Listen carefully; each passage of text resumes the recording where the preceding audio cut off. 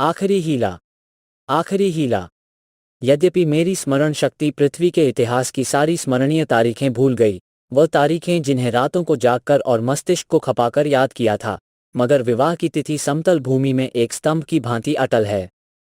न भूलता हूँ, न भूल सकता हूँ।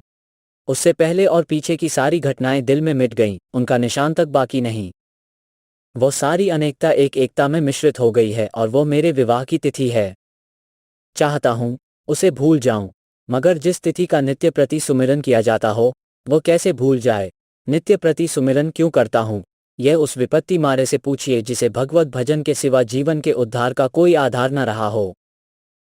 लेकिन क्या मैं वैवाहिक जीवन से इसलिए भागता हूँ कि मुझ में रसिकता का अभाव है और मैं कोमल वर्ग की मोहनी शक्ति से निर्लिप्त हूँ और अनासक्ति का पद प्राप्त कर चुका हूँ। क्या मैं नहीं चाहता हूँ कि जब मैं सैर करने निकलूं तो हृदयेश्वरी भी मेरे साथ विराजमान हो।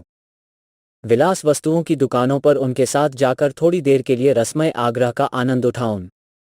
मैं उस गर्व और आनंद और महत्व का अनुभव कर सकता हूँ जो मेरे अन्य भाइयों की भांति मेरे हृदय में भी आंदोलित होगा, लेकिन मेरे भाग्य में वो खुशियाँ, वो रंगरेलियाँ नहीं हैं। क्योंकि चित्र का दूसरा पक्ष भी तो देखता हूँ। एक पक्ष जितना ही मोहक और आकर्षक है, दूसरा उतना ही हृदय विदारक और भयंकर। शाम हुई और आप बदनसीब बच्चे को गोद में लिए तेल या ईंधन की दुकान पर खड़े हैं। अंधेरा हुआ और आप आटे की पोटली बगल में दबाए गलियों में यों कदम बढ़ाए हुए निकल जाते हैं मानो चोरी की है। सूर्य निकला और बालकों को गोद में लिए होम्योपैथ डॉक्टर की दुकान में टूटी कुर्सी पर आरूढ़ हैं। किसी खोंचे वाले की रसीली आवाज सुनकर बालक ने गगनभेदी विलाप आरंभ किया और आपके प्राण सूखे। ऐसे बापों को भी देखा है जो दफ्तर से लौटते हुए पैसे 2 पैसे की मूंगफली या रेवड़ियां लेकर लज्जास्पद शीघ्रता के साथ मुंह में रखते चले जाते हैं कि घर पहुंचते पहुंचते बालकों के आक्रमण से पहले ही यह पदार्थ समाप्त हो जाए। कितना निराशाजनक होता है ये दृश्य जब देखता हूं कि मेले में बच्चा किसी खिलौने की दुकान के सामने मचल रहा है और पिता महोदय ऋषियों की सी विद्वता के साथ उनकी क्षणभंगुरता का राग अलाप रहे हैं। चित्र का पहला रुख तो मेरे लिए एक मदन स्वप्न है, दूसरा रुख एक भयंकर सत्य। इस सत्य के सामने मेरी सारी रसिकता अंतर्धान हो जाती है। मेरी सारी मौलिकता, सारी रचनाशीलता इसी दाम्पत्य के फंदों से बचने में प्रयुक्त हुई है। जानता हूं कि जाल के नीचे जाना है, मगर जाल जितना ही रंगीन और ग्राहक है, दाना उतना ही घातक और विषैला। इस जाल में पक्षियों को तड़पते और फड़फड़ाते देखता हूं और फिर भी जाल पर जा बैठता हूं। लेकिन इधर कुछ दिनों से श्रीमती जी ने अविश्रांत रूप से आग्रह करना शुरू किया है कि मुझे बुला लो। पहले जब छुट्टियों में जाता था तो मेरा केवल कहाँ चलोगी कह देना उनकी चित्त शांति के लिए काफी होता था। फिर मैंने झंझट है कहकर उन्हें तसल्ली देनी शुरू की। इसके बाद गृहस्थ जीवन की असुविधाओं से डराया, किंतु अब कुछ दिनों से उनका अविश्वास बढ़ता जाता है। अब मैंने छुट्टियों में भी उनके आग्रह के भय से घर जाना बंद कर दिया है कि कहीं वो मेरे साथ न चल खड़ी हों, और नाना प्रकार के बहानों से उन्हें आशंकित करता रहता हूँ। मेरा पहला बहाना पत्र संपादकों के जीवन की कहानियों के विषय में था। कभी 12 बजे रात को सोना नसीब होता है, कभी रत जगा करना पड़ जाता है। सारे दिन गली गली ठोकरें खानी पड़ती हैं। इस पर तुर्रा यह है कि हमेशा सिर पर नंगी तलवार लटकती रहती है। न जाने कब गिरफ्तार हो जाऊं, कब जमानत तलब हो जाए। खुफिया पुलिस की एक फौज हमेशा पीछे पड़ी रहती है। कभी बाजार में निकल जाता हूं तो लोग उंगलियां उठाकर कहते हैं वह जा रहा है अखबार वाला। मानो संसार में जितनी दैविक, आधिदैविक, भौतिक, आधिभौतिक बाधाएं हैं, उनका उत्तरदायी मैं हूं। मानो मेरा मस्तिष्क झूठी खबरें गढ़ने का कार्यालय है। सारा दिन अफसरों की सलामी और पुलिस की खुशामद में गुजर जाता है। कांस्टेबलों को देखा और प्राण पीड़ा होने लगी। मेरी तो ये हालत है और हुक्कौम है कि मेरी सूरत से कांपते हैं। एक दिन दुर्भाग्यवश एक अंग्रेज के बंगले की तरफ जा निकला। साहब ने पूछा क्या काम करता है। मैंने गर्व के साथ कहा पत्र का संपादक हूं। साहब तुरंत अंदर घुस गए और कपाट मुद्रित कर लिए। फिर मैंने मेम साहब और बाबा लोगों को खिड़कियों से झांकते देखा, मानो कोई भयंकर जंतु हूं। एक बार रेलगाड़ी में सफर कर रहा था, साथ और भी कई मित्र थे, इसलिए अपने पद का सम्मान निभाने के लिए सेकंड क्लास का टिकट लेना पड़ा। गाड़ी में बैठा तो एक साहब ने मेरे सूटकेस पर मेरा नाम और पेशा देखते ही तुरंत अपना संदूक खोला और रिवाल्वर निकालकर मेरे सामने गोलियां भरी, जिससे मुझे मालूम हो जाए कि वह मुझसे सचेत हैं। मैंने देवी जी से अपनी आर्थिक कठिनाइयों की कभी चर्चा नहीं की, क्योंकि मैं रमणियों के सामने ये जिक्र करना अपनी मर्यादा के विरुद्ध समझता हूँ। हालांकि मैं वो चर्चा करता तो देवी जी की दया का अवश्य पात्र बन जाता। मुझे विश्वास था कि श्रीमती जी फिर यहाँ आने का नाम न लेंगी, मगर यह मेरा भ्रम था। उनके आग्रह पूर्ववत होते रहे। तब मैंने दूसरा बहाना सोचा। शहर बीमारियों के अड्डे हैं। हर एक खाने पीने की चीज में विष की शंका। दूध में विष, घी में विष, फलों में विष, शाक भाजी में विष, हवा में विष, पानी में विष। यह मनुष्य का जीवन पानी की लकीर है, जिसे आज देखो वो कल गायब। अच्छे खासे बैठे हैं, हृदय की गति बंद हो गई। घर से सैर को निकले, मोटर से टकराकर सुरपुर की राह ली। अगर कोई शाम को सांगोपांग घर आ जाए तो उसे भाग्यवान समझो। मच्छर की आवाज कान में आई, दिल बैठा, मक्खी नजर आई और हाथ पांव फूले।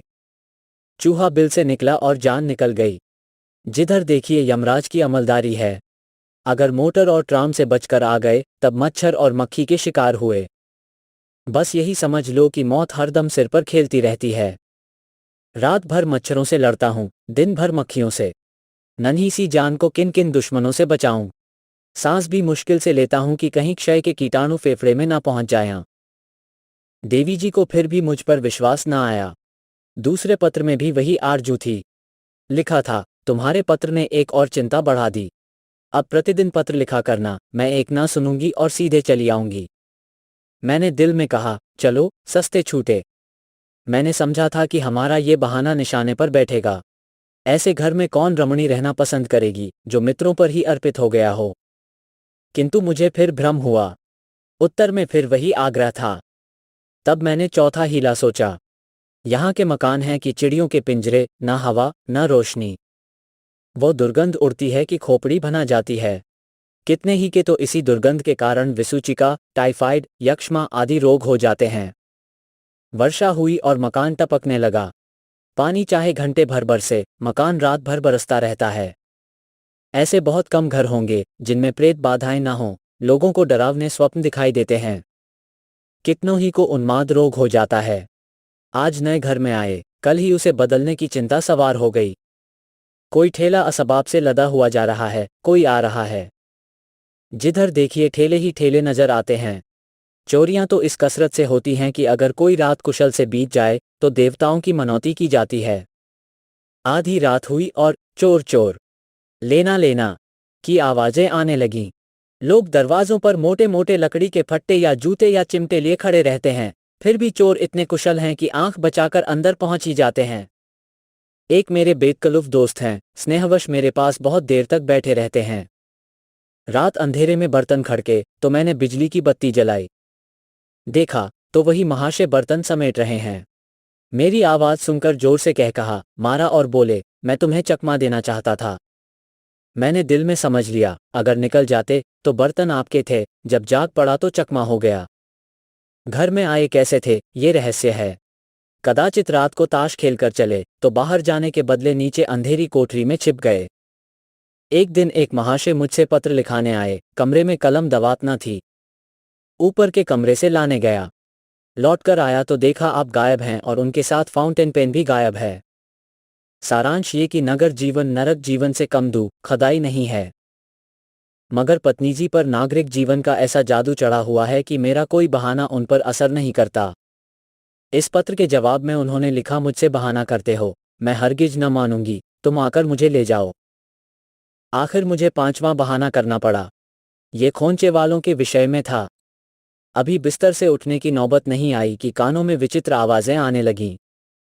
बाबुल के मीनार के निर्माण के साथ ऐसी निरर्थक आवाजें ना आई होंगी। वो खोंचे वालों की शब्द क्रीड़ा है। उचित तो ये था, ये खोंचे वाले ढोल मंजीरे के साथ लोगों को अपनी चीजों की ओर आकर्षित करते, मगर इन औंधी अक्ल वालों को ये कहाँ सूझती है। ऐसे पैशाचिक स्वर निकालते हैं कि सुनने वालों के रोए खड़े हो जाते हैं। बच्चे माँ की गोद में चिमट जाते हैं। मैं भी रात को अक्सर चौंक पड़ता हूँ। एक दिन तो मेरे पड़ोस में एक दुर्घटना हो गई। 11 बजे थे। कोई महिला बच्चे को दूध पिलाने उठी थी। एकाएक जो किसी खोंचे वाले की भयंकर ध्वनि कानों में आई तो चीख मारकर चिल्ला उठी और फिर बेहोश हो गई।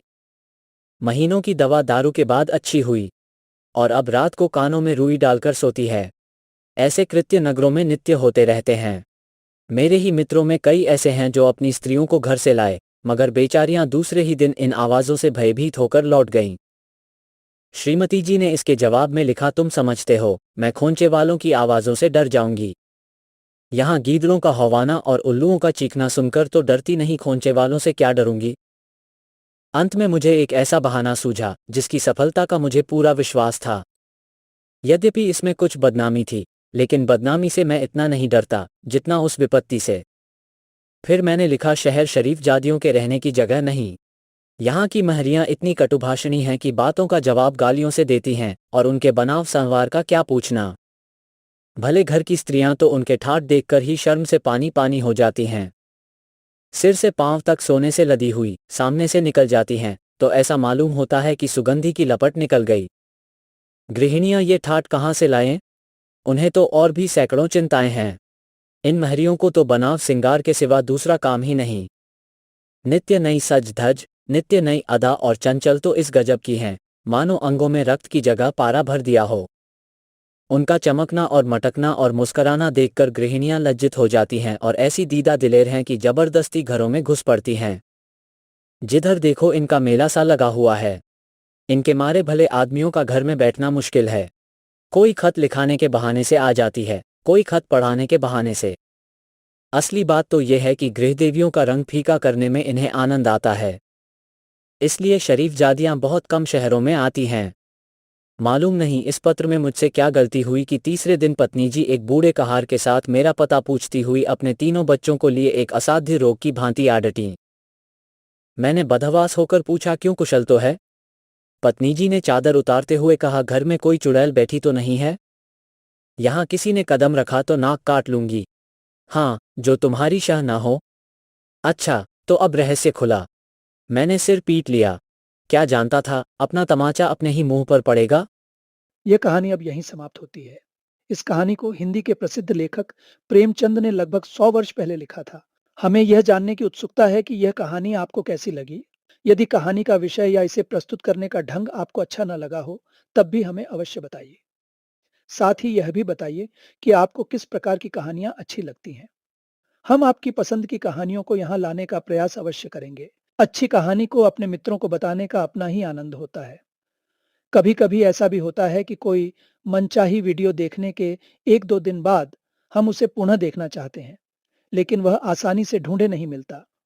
यदि आपके साथ भी ऐसा होता है, तो सदस्य बनकर इस समस्या से बचा जा सकता है। भविष्य में पुनः मिलने के लिए इस बार विदा लेते हैं। तब तक के लिए नमस्कार।